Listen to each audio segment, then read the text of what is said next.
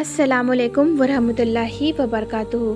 جب اللہ تعالیٰ نے آدم علیہ السلام کو پیدا کیا اور انہیں جنت میں ٹھہرایا تو چاروں طرف نعمتیں ہی نعمتیں تھیں، نہ بھوک، نہ پیاس، نہ ٹھنڈ، نہ گرمی، ہر طرف کی آرام کی زندگی۔ لیکن ایک کمی تھی، وہ تھی تنہائی۔ انسان کی فطرت ہے کہ اسے کسی کا ساتھ چاہیے۔ اللہ پاک نے آدم علیہ السلام کی اس تنہائی کو دور کرنے کے لیے ان کی پسلی سے حضرت حوا علیہ السلام کو پیدا کیا۔ جب آدم علیہ السلام نے انہیں دیکھا تو وہ بہت زیادہ خوش ہوئے، ان کے دل کو سکون آ گیا۔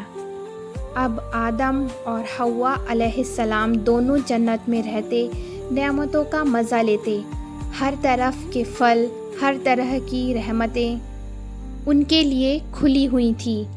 اللہ تعالیٰ نے صرف ایک حکم دیا، تم دونوں اس جنت کے سب پھل کھا سکتے ہو، لیکن اس خاص درخت کے قریب مت جانا ورنہ تم ظالموں میں سے ہو جاؤ گے۔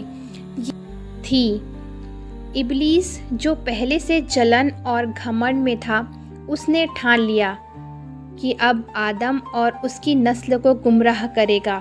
وہ چھپ کر آتا، بہکاتا، کہتا، ارے آدم، تم کیا جانتے ہو کہ اس درخت کا پھل کھانے سے تم ہمیشہ زندہ رہو گے، تم فرشتوں کی طرح بن جاؤ گے، تمہیں کبھی بھی موت نہیں آئے گی۔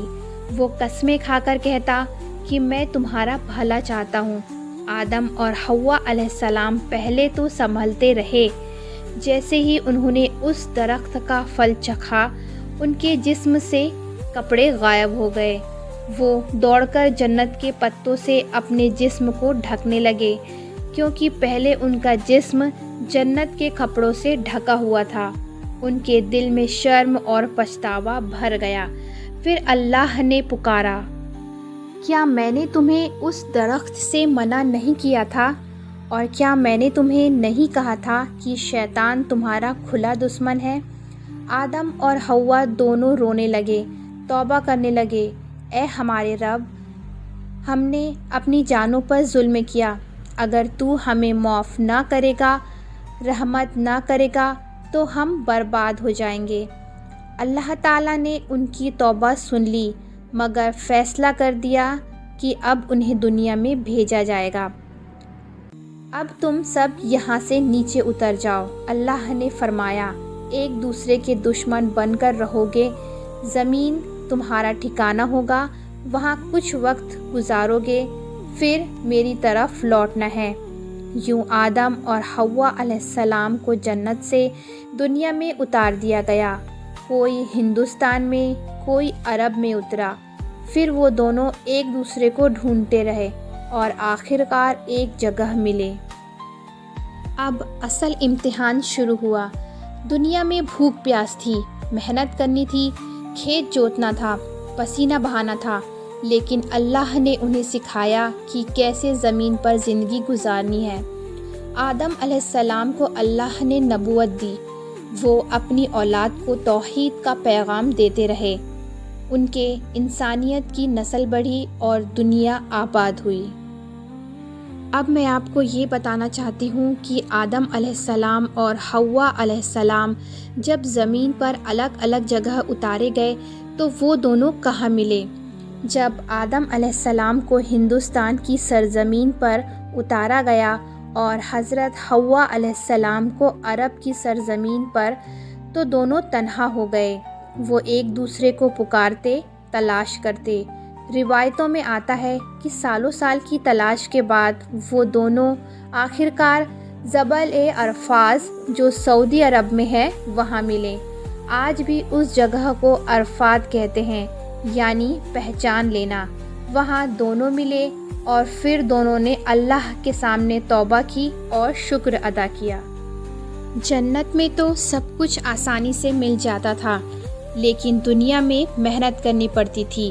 اب آدم علیہ السلام کھیتی کرتے، زمین کھودتے، فصل اگاتے، اور حوا علیہ السلام گھر سنبھالتی، بچوں کو پالتی۔ یہ انسانیت کی اصل ٹریننگ تھی کہ یہاں صبر بھی کرنا ہے اور محنت بھی کرنا ہے۔ حضرت حوا علیہ السلام کے پیٹ سے کئی اولادیں پیدا ہوئیں۔ ہر بار جڑوا بچے ہوتے، ایک بیٹا اور ایک بیٹی۔ پہلے بیٹے کا نام تھا حابیل اور دوسرے کا نام تھا قابیل، لیکن آگے چل کر ان دونوں بیٹوں کے بیچ بہت بڑا امتحان آیا۔ اس زمانے کا قانون تھا کہ جڑوا بھائی اپنی جڑوا بہن سے شادی نہیں کر سکتے تھے، بلکہ اگلے پیٹ کے بیٹا بیٹی کا آپس میں نکاح ہوتا تھا۔ اللہ کا حکم یہی تھا، لیکن قابیل نے انکار کر دیا کیونکہ اسے اپنی ہی بہن پسند تھی۔ اس کے دل میں جلن اور نفرت پیدا ہو گئی۔ آدم علیہ السلام نے دونوں بیٹوں کو سمجھایا، لیکن قابیل نہیں مانا۔ پھر اللہ نے حکم دیا کہ دونوں اپنی قربانی پیش کریں۔ حابیل نے نیت صاف رکھ کر ایک جانور کی قربانی دی اور اللہ نے اسے منظور کر دیا۔ قابیل نے خراب نیت سے فصل کی قربانی دی اور اللہ نے اسے قبول نہیں کیا۔ قابیل کے دل میں اور جلن بھر گئی، اس نے اپنے ہی بھائی حابیل کو مار ڈالا۔ یہی انسانیت کا سب سے بڑا قتل تھا۔ اس کے بعد وہ لاش کو دیکھ کر پریشان ہوا کہ اب اسے کہاں چھپائے۔ اللہ نے ایک کوے کو بھیجا جس نے زمین کھود کر اپنے مرے ساتھی کو دفن کیا۔ تب قابیل کو سمجھ آیا کہ انسان کو اپنے مرے ہوئے کو زمین میں دفن کرنا چاہیے۔ یہ واقعہ ہمیں سکھاتا ہے کہ گناہ کی شروعات جلن، گھمنڈ اور اللہ کے حکم کی نافرمانی سے ہوتی ہے۔ آج بھی اگر انسان اپنے دل سے نفرت اور حسد کو نہیں نکالتا تو وہ برباد ہو جاتا ہے۔ آدم علیہ السلام نے اپنی اولاد کو توحید کا پیغام دیا۔ وہ کہتے، میرے بچوں، اللہ کی عبادت کرو، اس کے ساتھ کسی کو شریک مت کرو، یہی ہدایت ہے۔ انہوں نے بتایا کہ اللہ وعدہ کر چکا ہے کہ آخرت میں انسان کو اس کے عمل کا حساب دینا ہوگا۔ اللہ نبیوں کو بھیجے گا جو انسان کو راہ دکھائیں گے۔